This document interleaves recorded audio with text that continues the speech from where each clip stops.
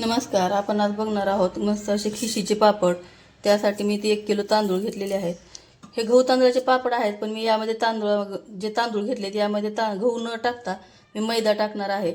तेही एकदम छान होतात आणि खूप फुलून येतात. खाण्यासाठीही खूप टेस्टी लागतात, कारण 1 किलोसाठी अगदी पाव किलोच गहू लागतात आणि पाव किलो गहू दळून कोणीही गिरणीत देत नाही. त्यासाठी मी यामध्ये पाव किलो मैदा टाकून घेणार आहे आणि या तांदळाला आता एकदम स्वच्छ असं 2-3 पाण्याने धुवून घ्यायचं. हे तांदूळ राशनचे आहेत, त्यामुळे याला 2-3 पाण्याने स्वच्छ चोळून धुवून घ्यायचं. यामध्ये जोपर्यंत पांढरं पाणी निघते तोपर्यंत याला स्वच्छ धुवून घ्यायचं आहे. इथे 3 पाण्याने तांदूळ स्वच्छ धुवून घेतलेले आहेत. यामध्ये पाणी टाकायचं आणि यावर झाकण ठेवून आपल्याला 3 दिवस तांदूळ भिजायला ठेवायचे आहेत. यातलं पाणी उद्या परवा 2 दिवस यातलं पाणी बदलून घ्यायचं. इथे आपले तांदूळ भिजायला टाकून बरोबर 3 दिवस झालेले आहेत आणि तुम्ही बघू शकता किती छान असे तांदूळ भिजलेत. यातल्या पाण्याला अगदी छान असे छोटे बुडबुडे यायला लागले. त्याच्यामुळे आंबटपणा आलेला आहे तांदळाला आणि एकदम छान असे तांदूळ भिजले. तुम्ही बघू शकताय किती पांढरे शुभ्र हे तांदूळ झालेले आहेत. यातलं हे पाणी काढून घ्यायचं. यामध्ये आणखीन थोडं पाणी टाकून परत एक पाण्याने तांदूळ धुवून घ्यायचे आहेत आपल्याला. तिथे मी पहिलं पाणी काढून दुसरं पाणी टाकून घेतलेलं आहे. आता हे तांदूळ आपल्याला या पाण्यामधून छान असं धुवून एका ह्या चाळणीवर काढून घ्यायचं. इथे पुरणाची चाळणी एका भांड्यावर ठेवून घेतलेली आहे. त्यावरचे तांदूळ आपल्याला काढून घ्यायचे आणि यातलं पाणी नितळलं की छान फॅनच्या हवेला आपल्याला हे वाळवून घ्यायचे. हे तांदूळ मी चाळणीवर काढून घेतले. यातलं थोडंसं पाणी नितळलं की मी फॅनच्या हवेला याला कडकडीत वाळवून घेणार आहे. इथे तांदूळ मी गिरणीतून दळून आणलेत आणि छान असं चाळणीनं चाळून घेतलेलं आहे. आपण याला अगोदर 3 दिवस भिजवून घेतलेले ते तुम्हाला माहितीच आहे. त्यामुळे आता यामध्ये मी 1 किलो तांदूळाला पाव किलो मैदा घेतलेला आहे. या ठिकाणी मी गव्हाचं पीठ न टाकता किंवा गहू भिजवून दळून न आणता इथे मैदा टाकून घेणार आहे. कारण मैद्यामुळं पण अगदी गहू तांदळाच्या पापडची टेस्ट येते. याचा काहीही फरक लागत नाही. खूप टेस्टी होतात हे पापड. आणि त्यासाठीच इथे 2 चमचे जिरे आणि 2 चमचे ओवा हे मिक्सरमध्ये अशा जाडसर वाटून घेतलेलं आहे. हे आपल्याला बरोबर प्रमाणामध्ये घ्यायचं. 1 किलोच्यासाठी हे एवढं प्रमाण अगदी बरोबर आहे. आणि त्याचबरोबर इथं 50 ग्राम हा पापड खार घेतलेला आहे. 1 किलोसाठी हा 50 ग्राम पापड खार लागतो. मी नेहमी याच पद्धतीने बनवते. आणि ते चवीप्रमाणे मीठ थोडंसं आकडच्या हाताने टाकायचं, कारण पापड खार जो आहे तो थोडासा खारट असतो. त्यामुळे आपल्याला मीठ हे अगदी चवीप्रमाणेच टाकायचं. हे सर्व पीठ एकत्र मिक्स करून घ्यायचं. आपल्याला सारखंच ते पाणी उकळायला ठेवल्याच्या नंतर आपल्याला कुठलाही मसाला टाकण्याची गरज लागत नाही. सर्व पीठ एकत्र छान असं मिक्स करून घ्यायचं. आणि तुम्हाला टाईम भेटेल तसं 1 गिलास 2 गिलासाचे तुम्ही पापड हे बनवू शकता. हे सर्व साहित्य पिठामध्ये छान असं मिक्स करून घेतले. आता पापड बनवायचे आपल्याला. त्यासाठी मी ते 1 गिलास घेतला आहे. आता या गिलासाने मी 2 गिलासाचे पापड बनवणार आहे. 2 गिलास पापड बनवण्यासाठी मी ते 2.5 गिलास पाणी ठेवणार आहे, कारण थोडंसं पाणी शिल्लक ठेवायचं. तांदळाला पाणी थोडं जास्त लागतं, त्यामुळे 2.5 गिलास पाणी घेणार आहे 2 गिलास पिठासाठी. इथे मी पातेलं गरम करायला ठेवलेलं आहे. त्यातच मी आता या गिलासाने 2.5 गिलास पाणी टाकून घेणार आहे. ते बरोबर 2.5 गिलास पाणी टाकलेलं आहे.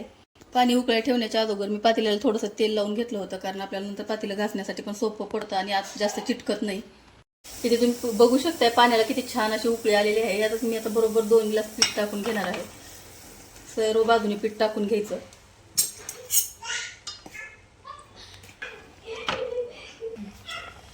आता यावर झाकण ठेवून आपल्याला 5 मिनिटं याला छान असंच वाफ काढून घ्यायची.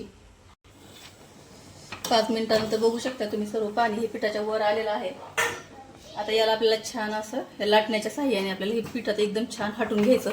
एकदम फास्ट हटायचं, त्यामुळे कसं गाठी होत नाही आणि पीठ पण छान हटल्या जाते. अशा पद्धतीने छान असं पीठ हटून घ्यायचं.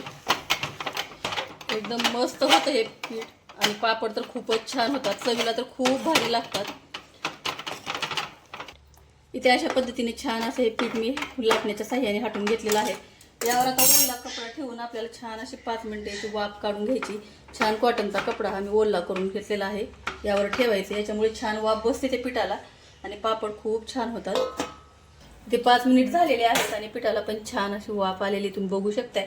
आता हे पीठ आपल्याला एका कॉटनच्या रुमालावर काढून घ्यायचं किंवा एखाद्या जाडसर पन्नीमध्ये काढून घेतलं तरी चालतं. आणि यावर आपल्याला हे पीठ काढून घ्यायचं आणि छान एक दिवस त्याला मळून घ्यायचं आहे. इथे अशा पद्धतीने मी एका कॉटनच्या रुमालावर हे पीठ काढून घेतले. आपल्याला हे आता छान कॉटनचा रुमाल जमा करायचा आणि छान असं याला मळून घ्यायचं आहे. इथे अशा पद्धतीने छान असा पिठाचा गोळा मी मळून घेतलेला आहे. एकदम मस्त असं हे पीठ झालेलं आहे तुम्ही बघू शकताय. आता आपल्याला याचे लगेच पापड लाटून घ्यायचे. इथे मी ताटलेलं डिंकाचं पाणी लावून घेणे, ते डिंक भिजू घातला होता, ते डिंकाचं पाणी लावून घ्यायचं. किंवा जर डिंक नसेल तर तुम्ही यामध्ये थोडंसं पाणी आणि त्याच्यावर थोडंसं तेल टाकायचं आणि तेही लावून घ्यायचं. त्याच्याने पण पापड खूप छान उठतात. आणि हे छान अशा पद्धतीचे लाटणं घेतले, लाटण्याला ह्या चिकट टेप लावलेला आहे. अशा पद्धतीने हे लाटण्याला चिकट टेप लावून घ्यायचा आणि पापड छान असे लाटून घ्यायचे. आणि जास्त वेळ लागत नाही पापड लाटायचे, सारखं आपल्याला हे ताट ते पापड लाटून घ्यायचे आहे.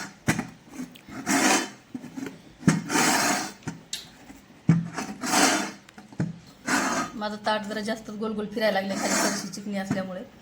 अशा पद्धतीने एकदम छान हा हलक्या हाताने पापड लाटून घ्यायचा. आणि तुम्हाला जर असा पापड लाटता येत नसेल तर तुम्ही अगदी पापडच्या मशीनने पण हा पापड लाटून घेऊ शकता. मी तुम्हाला त्या पद्धतीने हे करून दाखवते.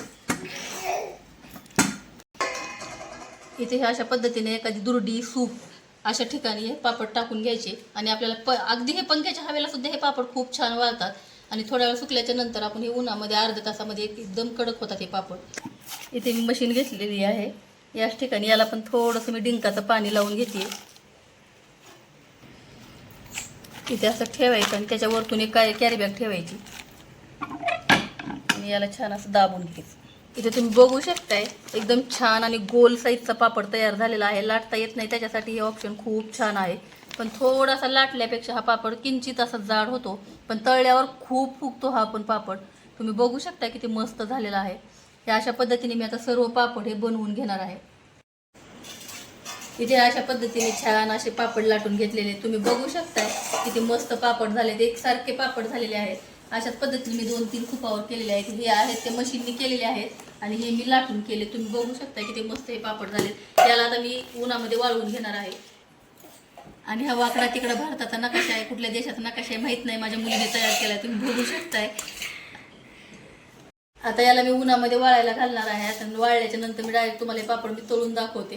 तुम्ही बघू शकताय आपण बनवून घेतलेले पापड एकदम छान असे वाळले. किती पातळ असा पापड झाला, एकदम ट्रान्सपरंट आहे. तुम्ही बघू शकताय. हा पापड तेलात टाकला की इतका छान फुलतो. तुम्हाला मी तळून पण दाखवते. ते लाटून केले तसं तर वाटतच नाही, एकदम खालचा आपला हात देखील वर दिसतो आहे. तर इतका ट्रान्सपरंट हा पापड झालेला आहे. हा खूप छान फुलतो आणि चवीला तरी एक नंबरच लागतो. इथे तेल गरम करायला ठेवलंय आणि छान असं तेल गरम झालेलं आहे कडकडीत. त्याच्यात मी पापड टाकून तळून दाखवते. नंतर कढई देखील मावत नाही. तुम्ही बघू शकता किती मोठा असा हा पापड झालेला आहे. खूप छान फुलतो आणि याचं प्रमाण एकदम परफेक्ट आहे. 1 किलोला किती मैदा घ्यायचा, किती जिरे ओवा घ्यायचा आणि किती पापड खारा टाकायचा. एकदम चवीला तर खूप छान लागतो. हे पापड तुम्हाला अगदी खिचडी सोबत तर कितीही छान लागतो. ते तुम्ही बघू शकता मी मोजून 4 पापड तळलेले आहेत. हा पापड किती मोठा झाला, याची साईज देखील तुम्हाला मी दाखवते. ते बघू शकता हा किती छोटासा पापड आहे आणि केवढा पापड झालेला आहे. तर कढईत देखील तळायला आपल्याला कढई कमी पडते. इतका स्वादिष्ट हा पापड आहे आणि बनवायला तर खूप सोपा आहे. तुम्ही बघू शकता किती छान आणि खुसखुशीत हा पापड झालेला आहे. तुम्हाला ही पापड असे बनवायचे असतील तर याचा झंझट जास्त नाही. एकदा तुम्ही सर्व साहित्य मिक्स करून ठेवायचं आणि तुम्हाला टाइम भेटेल तेव्हा 1-2 गिलासाचे केले तरी चालतात. अगदी संध्याकाळच्या टायमाला सुद्धा हे पापड तुम्ही बनवू शकता. तुम्हाला जर हे पापडची रेसिपी आवडली असेल तर व्हिडिओला लाईक करा, शेअर करा. चॅनलवर पहिली वेळ असाल तर चॅनलला सबस्क्राईब करा. व्हिडिओ पाहिल्याबद्दल धन्यवाद. थँक्यू.